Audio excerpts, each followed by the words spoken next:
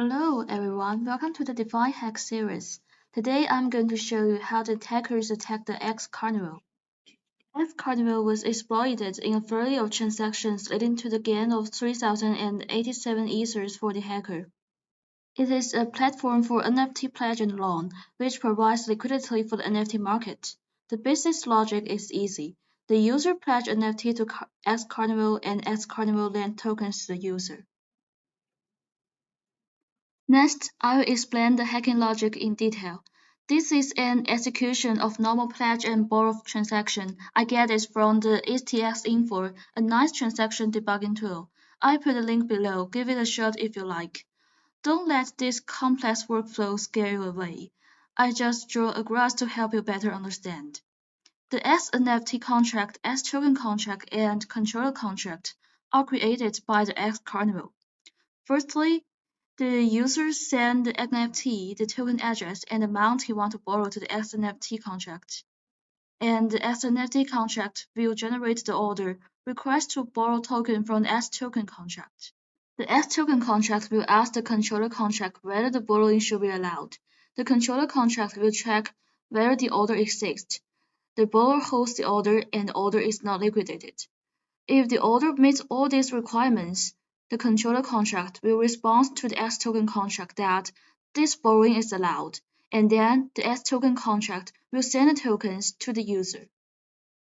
This is the normal workflow of the pledge and borrow function. Let's take a look at what the attack's transaction looks like. This is the execution details of how the hacker pledged NFT, create an order, and withdraw the NFT. We can see that the attacker has created an exploit token contract to take place of the xToken contract. When the attacker sends the address of exploit token and borrow amount equals 0 to the pledge and borrow function, it will generate an order and request borrow to the exploit token contract. However, the attacker did nothing in the exploit token contract, and the borrowing process has been suspended. What the attacker contract did next is to withdraw NFT from the XNFT contract. The XNFT contract then gets the order's current borrow balance from the controller contract. The controller replied that the balance is 0, which makes the XNFT contract think that the attacker contract is eligible to withdraw his NFT, so it sends the NFT back to the attack contract. Do you notice something strange has happened? The attacker withdraws the NFT, but the order hasn't been cancelled, which means that if you ask the controller contract now whether this order is liquidated, it will answer false, and this makes the attacker can still borrow tokens with this order. This is the transaction details of how the hacker used the previous order to withdraw the ethers. Firstly, the attack controller contract created an attack control 1 and sent an NFT to it, and then the attack contract created an order with an NFT. This has been illustrated before. After that, the NFT is sent back to the attack controller contract. Next, the attack controller contract just repeats this process back and forth, generate a bunch of attack contracts with certain order ID. And then every attack contract will call the xToken contract to borrow 36 ethers, which drain away the ethers in the xCarnival pool. This is how the attack works. Let's review the hacking logic. What the attacker first did is to cut off the workflow of the pledge and borrow function. The normal workflow is to generate the order and borrow token. The attacking workflow separates the generation of order and the borrowing action. Sending back the NFT is added in between. Then the attack contract just mimics the XNFT contract to interact with the xToken contract. xToken contract takes it for granted that it would only be called by the XNFT contract with correct order data, so it did not verify the true state of attack contract before sending tokens. This makes the attack possible. Next, I will reproduce one transaction of the hacking with Foundry. Part of my code was inspired by DeFi Hack Lab, a great GitHub project reproducing the DeFi hack. I have put the link below. Just check it if you like.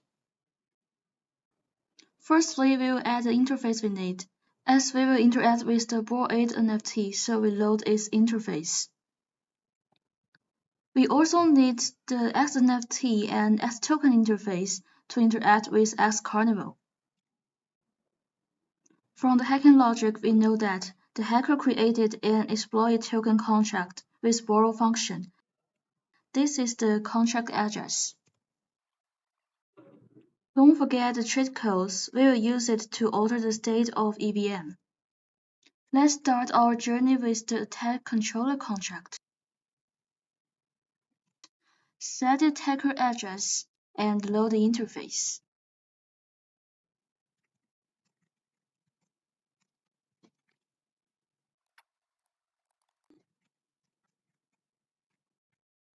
Create a setup function which will be run before each task.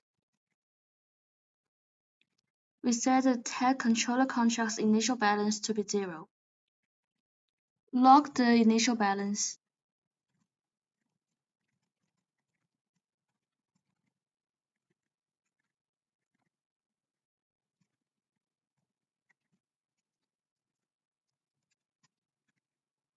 And then the attacker sends an NFT from his address to this contract.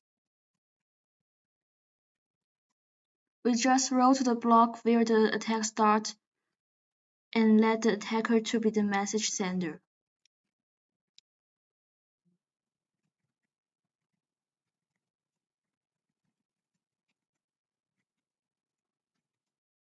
Then is the exploit function. Use the start prank to set the controller contract to be the message sender and the attacker address to be the transaction origin.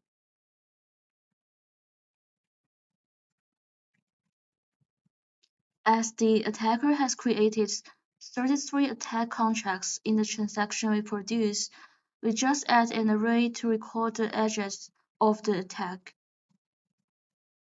and use a for loop to create the attack contracts.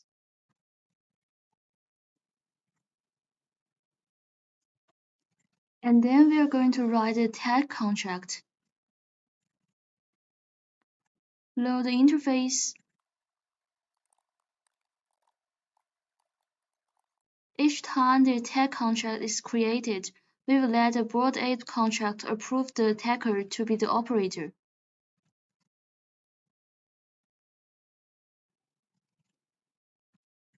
We will create a pledge NFT function.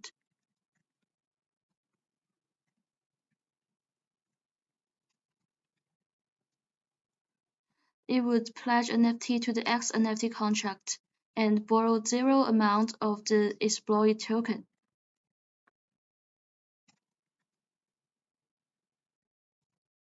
Record the order ID for the future usage. Because the attack starts from the 11th order, so we add an assertion. Withdraw the NFT. Transfer the NFT back to the attack controller contract. Let's continue with our controller code. With the attack contract ready, we just create a new one each time and set its balance to 0. Record the attack contract address. Send the NFT to the newly created attack contract.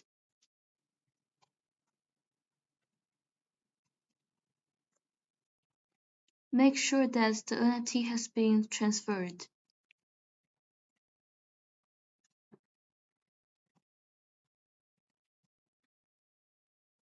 And call the pledge NFT function.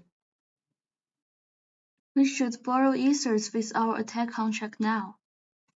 Create a borrow function called the xToken interface to borrow 36 ethers each time, and send the tokens back to the controller contract.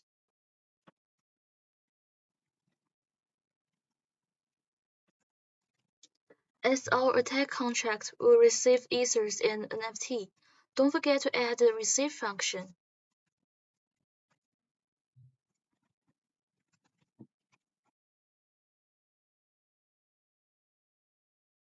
Next, just loop over the attack contract to call the borrow function.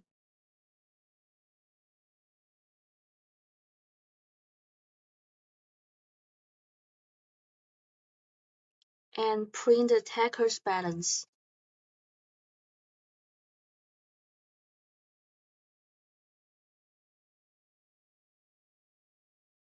Don't forget the receive function.